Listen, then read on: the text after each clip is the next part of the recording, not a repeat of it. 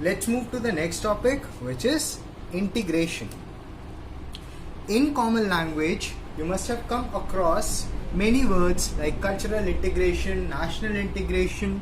What does the word integration means over there?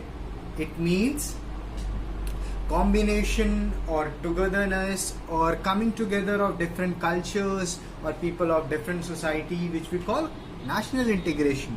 In the same way, we can say that integration means summation in mathematical tools. Now, as the name suggests, we can say that it is just opposite to differentiation, because in differentiation we were finding out smaller value of a large quantity. Likewise, we were talking about instantaneous values for a whole course of motion. That is, if a motion was occurring for 10 seconds might be, then we were only talking about might be 0.001 seconds in between that whole motion. Whereas when we are talking about integration, we will be talking about whole motion over here. So let's see how we are going to move about it. In order to find whole from parts, what do? We add up all the small parts together and we obtain the whole. The same thing we are going to do over here also. That is, we can take up small intervals and sum them up, and when we are summing them up, we get the complete parameter or the complete thing, and this is what integration does. For now, that is in physics, we will be using integration in order to find the area under the curve. Now, we all know that area under curve provides us with certain quantities, so those quantities can be calculated by using integration. Let's see how we go about it. Let's take a function y is equal to f of x. Now, before that, I have represented this function y is equal to f of x on a graph, and you can observe that it has been shown with a curve. What I am doing is that I have taken a small quantity dx on x-axis, and when we draw perpendiculars from the curve to x-axis, we are obtaining a rectangle. Since the thickness of this strip is very less, so it can be considered as a rectangle whose breadth is dx and its height is y over here. We consider that it is flat from both the sides and take it as a rectangle. Now, how do you find the area of a rectangle? Length into breadth. So the same thing we have done over here. Area of thin strip of breadth dx can be found out by multiplying its length into breadth. What was the length of this thin strip? Y. And what is the breadth of this thin strip? Dx. So the area becomes y into dx. Since y is equal to f of x, so instead of y we can write f of x dx. Now, in this way we have found out the area of this thin strip. However, if we want to find out the area of whole portion which is covered under this curve, we can divide this whole portion into very small strips like this, and on addition of areas of all those strips, we will come to know about the area which is lying under this curve. We can do this by integration. As you can observe over here, by integrating f of x dx, whole area under the curve can be determined. That means when we are integrating this portion from here to here, what do we observe? The whole area under the curve, that is this enclosed area shown with the dotted portion, can be found out. So let's see how are we going to go about integration. First of all, let's see how do we represent integration. It is represented by this symbol. So integration, or we can say integral of f of x dx means we have to integrate f of x with respect to x. Again I am repeating, here we are integrating f of x with respect to x because we are taking dx over here. If it was dt, then this would have been f of t with respect to dt. As I already told you in the beginning itself, differentiation is just opposite to integration, and that is what we can observe here also. Let us suppose that we are integrating f of x with respect to dx, and as a result we are getting value g of x. Then if we integrate g of x with respect to dx, we will obtain f of x back again along with an integration constant c. This constant is put due to the reason that functions having same differential coefficient may differ in constants, and such integrals are known as definite integrals. As you can observe over here, we don't have any limit for this integration. Likewise, a graph has been given, but there is no beginning or initial point for the beginning of the graph and a final point for the end of the graph. We don't have any particular value on x axis in the beginning or at the end of the graph. So such a graph is known as indefinite integrals because we don't know the exact values in between which the graph is lying or we are integrating. How are we going to find out integral value of any equation? Let's see it. Suppose we have an equation of the form y is equal to x raised to the power n and we want to integrate it. It can be written as integration of x raised to the power n with respect to dx will be equal to x raised to the power n plus 1 whole upon n plus 1 plus integration constant.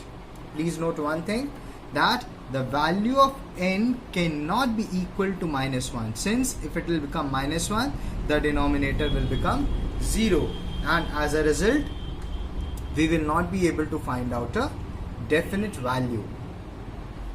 Let's see it with an example. Suppose I have an equation where y is equal to x raised to the power of 5 is given to integrate. Let's see how we will do it. On integration of x raised to the power 5 with respect to dx, we get, now as you can see over here, we already had learned about the formula. The general formula says x raised to power n plus 1. So we will write x as it is, raised to the power n plus 1. The value of n is 5 over here, so n plus 1 will be 6. Whole upon n plus 1. So again 6 comes over here as denominator. So on integration of x raised to the power 5 with respect to dx, we get x raised to the power 6 upon 6 plus c. Let's see one more question. On integration of 5 upon x raised to the power 7 with respect to dx, we get, now first of all we see that 5 is constant over here and any constant term can be taken out of the integral sign. So we will remove the constant term outside, and as a result we are getting 5 integration of x raised to the power minus 7 of dx. Please observe one thing. I have taken this sign as minus 7 because x raised to the power 7 was lying in the denominator, and when we bring it to the numerator, so automatically what will become? The power will become negative. So we have taken it as x raised to the power minus 7. Now on further solution, applying the general formula, we get 5. It was x raised to the power n plus 1. So x raised to the power, a value of n is minus 7. So minus 7 plus 1 whole upon n plus 1. So we are taking minus 7 plus 1. As a result we are getting minus 5 upon 6 x raised to the power minus 6 plus c. You can solve several other questions also. You can frame them by yourself, or you can consider some books or online questions for it. Let's see some other general formulae. Now here you will be observing a pattern that we are moving just opposite to the table of derivative. We all know that the differentiation of log e of x is 1 upon x. So the integration of 1 of x with respect to dx will be log e of x plus c. The same thing we are observing for trigonometric ratios also. There we had observed that on differentiation of cos x we were getting minus sin x. So here on integration of sin x we are getting minus cos x. For sin x we were getting cos x. Here on integration of cos x we are getting sin x plus c. On integration of e raised to the power x we are getting e raised to the power x plus c. On integration of sec square x with respect to dx we are getting tan x plus c. And on integration of dx we are getting x plus c. We all know that if only dx is given over here, and if we try to put an x over here, then the power of x will be 0. So because the power of x is 0, the whole value will become 1. That means we can write it as integral of dx. Since the power of x is 0 over here, so putting it in the general formula, we will get the integral as x plus c. Let's move further. We have already studied about the first type of integrals, which were indefinite integrals. So let's move on to the next topic, that is definite integrals. When integration is performed between given limits, it is known as definite integral. Now here we will have a definite initial point and a final point for a graph. So I have taken the initial point as x1 and final point as x2. When x is equal to x1, it is known as lower limit of the graph, and when x is equal to x2, it will be known as upper limit of the graph. While writing the integrals, we can denote the upper and lower limit on the bottom and the top of the integration sign respectively. That is, at the bottom we will write the lower limit, and at the top we will write the upper limit. So here as you can observe over here, on integration of f of x with respect to dx from the limits x1 to x2, we get fx as its integral. Now how do we write it? Once we find out the integral of f of x with respect to dx, we write it as f of x, and in a square bracket, then outside the square bracket on the right hand side we write lower limit at the bottom and upper limit at the top. You can see it over here. Suppose we take a function f of x dx and we are integrating it from x1 to x2. It can be written in square bracket as f of x square bracket closed lower limit x1 and upper limit x2, and further we can expand it as f of x2 minus f of x1. That is, in this particular equation, once we are going to put the value of x2, that is upper limit, minus, then we are going to put the value of lower limit in this particular equation, which we got on integrating f of x dx. Let's see an example to make it easier for you people. Okay, suppose we have been given a question where f of x is equal to 5x cube, and we have to integrate it between the limits 1 to 3 with respect to dx. So let's see what happens over here. Now as you can observe over here, 5 is constant, so we can directly bring it outside the integration sign. I've told you earlier also we can do the same thing in differentiation also, and integration also. So we have taken this constant 5 outside the integral sign. Then we are writing the other part of the equation as it was. Now when we integrate x cube with respect to dx, we get x raised to the power 4 upon 4, because you all know that the general formula is x raised to the power n plus 1 upon n plus 1. So value of n is 3 over here, so it becomes x raised to the power 4 upon 4.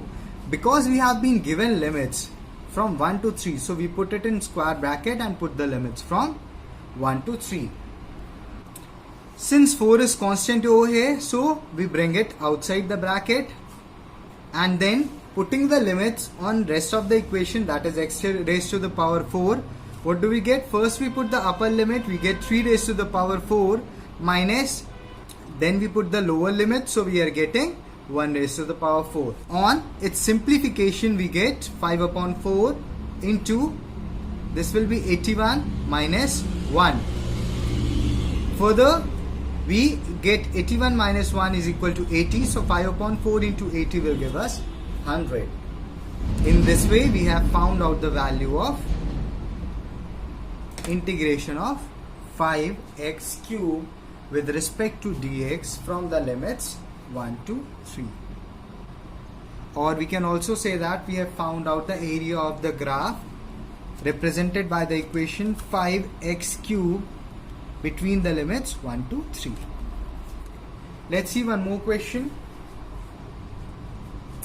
Here we have taken an equation cos x and we are integrating it with respect to dx between the limits 0 to pi by 2. We all know that on integration of cos x we get sin x. So we have put the sin x in a square bracket and we have written the lower and upper limits. On putting these lower and upper limits in this equation, what do we get? First we put the upper limit, so we are getting sin pi by 2 minus sin, then we put the lower limit, that is sin 0. Now we all know that the value of sin pi by 2, that is sin 90, is 1, whereas the value of sin 0 is 0. So 1 minus 0 is 1.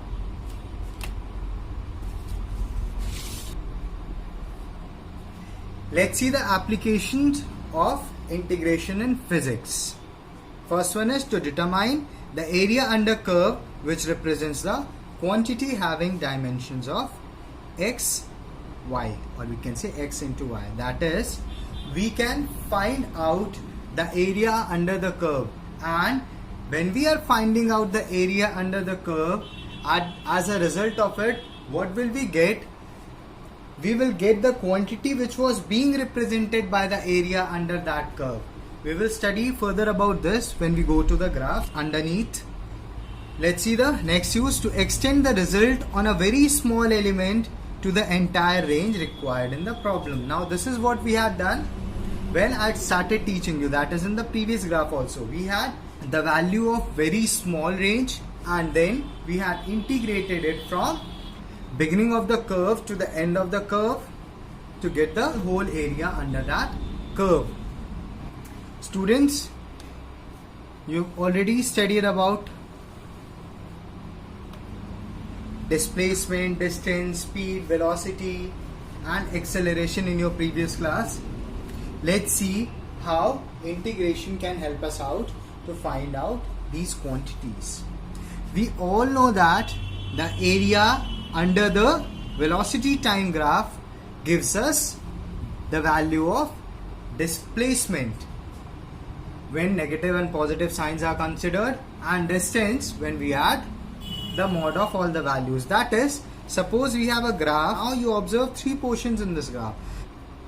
Area of this portion has been taken as A1, area of this portion has been taken as A2, and area of this portion has been taken as A3. Now if we have to find out the displacement, what we will do, we will integrate this portion of the graph or this portion of the curve from limit 0 to t1, this portion of the curve from limit t1 to t2, and this portion of the curve from limit t2 to t3, and Further, if we have to find out the displacement from time t is equal to 0 to time t is equal to 3, we can do it by addition of all the three curves. As we all know that in displacement the direction is also considered, and the direction of A2 is opposite with respect to the direction of A1 and A3, or we can say that lies in the negative y-axis.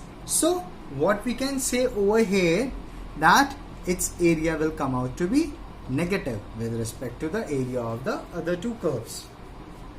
While finding the displacement, we can represent it as small d is equal to A1 minus A2, because it is in opposite direction, plus A3. However, if we have to find out the distance, since we do not consider the direction in distance, so we will be adding all the three quantities, or you can say adding mod of all the three quantities in order to get the distance. In the same manner, we can find out velocity and speed in acceleration time graph also. Now I have shown a small flow chart through which you can understand the concept, where to apply the concept of differentiation and integration. When we have to find out velocity from displacement time graph, we will differentiate over there. If we have to find out acceleration from velocity time graph, we will differentiate over there. However, if we have to find out velocity from acceleration time graph, we will integrate over there. Similarly, if we have to find out displacement from velocity time graph, we will integrate over there. That means we can say that on differentiation in displacement time graph, we get velocity. On differentiation in velocity time graph, we get acceleration. On integration in acceleration time graph, we get velocity. And on integration in velocity time graph, we get displacement. Let's move on to the next topic, which is concept of maximum and minimum. Maximum and minimum are the largest and the smallest value of any function in mathematical analysis. That is, they provide us the largest and the smallest value of any particular function. The plural of maximum is maxima and minimum is known as minima. And they both are known as extremum, or the plural is extrema. A single graph can have many maximum and minimum points, like we can say point A, point C and point E here represent maximum values or maxima, and point P and D represent minimum values or minima. Suppose that we have a function y is equal to f of x, then how are we going to find out the maxima and minima? To investigate for maxima and minima, or you can say for maximum and minimum values, we are going to follow the following step. In the first step, we are going to find out the derivative of the given function. That is, we have taken the function y is equal to f of x, so we are finding the derivative of y with respect to x, that is dy upon dx. After this, taking the value of dy upon dx is equal to 0, since all the tangents to the points are parallel to x-axis, so we will observe that the value of dy upon dx is 0, as we are not observing any change in the values of y at that particular point. So dy by dx will be equal to 0. Now once we find out the derivative, then we can put the value of dy by dx is equal to 0 and equate it by using quadratic or Sridharacharya formula. Doing this, we will get the values of x for different points of maximum and minimum. Since we have taken 5 points over here, so let us assume that the values of x for A, B, C, D and E are x1, x2, x3, x4 and x5 respectively. Now we have already found out the values of the points of maximum and minimum. However, what if we don't have the graph with us? How will we identify whether the values which we are getting are representing the point of maximum or the point of minimum? For this, we are going to go for double differentiation. Now, what is double differentiation? Suppose we have an equation y is equal to f of x. If we differentiate it once, we will get dy upon dx, since we were differentiating it with respect to x. So we will get dy upon dx. However, if we differentiate it again with respect to x, we will get d square y upon dx square. Please note one thing, that d square y upon dx square is not equal to the square of differentiation of y with respect to x. We are not squaring after we got the differentiation of y with respect to x. We are differentiating it again. So, in order to investigate the nature of the points of maximum or minimum, what we can do? We can go for double differentiation. On double differentiation, we are going to get two possibilities. Either the value of double differentiation will be positive or it will be negative for each point. Now, the points for which we will get the double differentiation value as negative will be known as maximum, whereas the points for which we will get the double differentiation value as positive will be known as points of minimum. That is, for points A, C and E, we will have maximum values, and for point B and D, we will have minimum values. Please note one thing, if the double derivative is negative, it shows that the graph is concave downwards, whereas if the double differentiation value is positive, it shows that the graph is concave upwards. That is, when the graph is concave downwards, it will represent maximum value, whereas for the point at which the graph is concave upwards, it will represent the minimum value.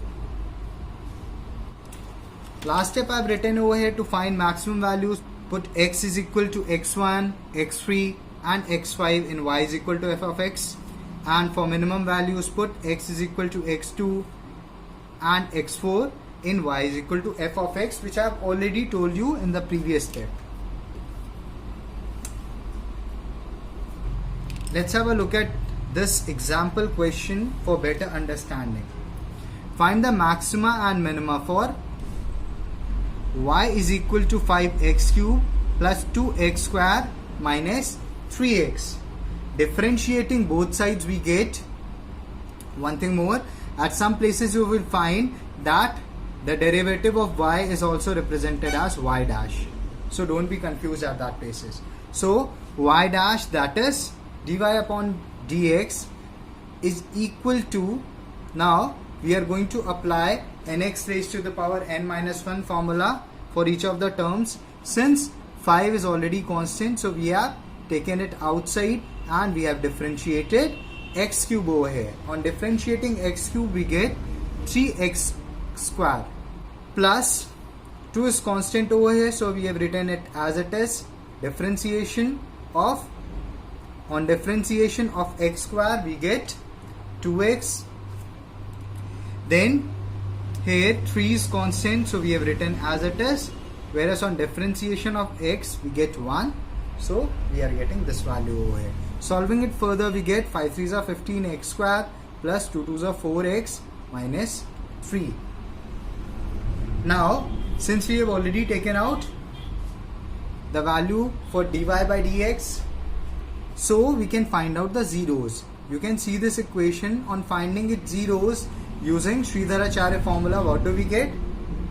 The formula is x is equal to minus b plus minus under root b square minus 4ac upon 2a. So applying the values of b, a and c in the equation and solving it further for both negative and positive values, we get it as x is equal to 1 by 3 and x is equal to minus 3 by 5. Now that means we are having two values for x over here. One value is 1 by 3 and the second value is minus 3 by 5. Now how will we find out whether these values are representing maxima or minima? Now we already know that they both are representing either maxima or minima, but how will we clarify exactly that whether they are representing maxima or minima? For this we are going to go for double differentiation. Let's see. To find whether they are maxima or minima, we are going to go for double differentiation, which is represented by y double dash d square upon dx square of y is equal to d by dx square of. Now here we are writing the equation which we obtained when we differentiated y. You can observe over here, on differentiation of y we got this equation. So here we are writing this equation and differentiating it again with respect to x. So differentiating it again, we get 30x plus 4. Now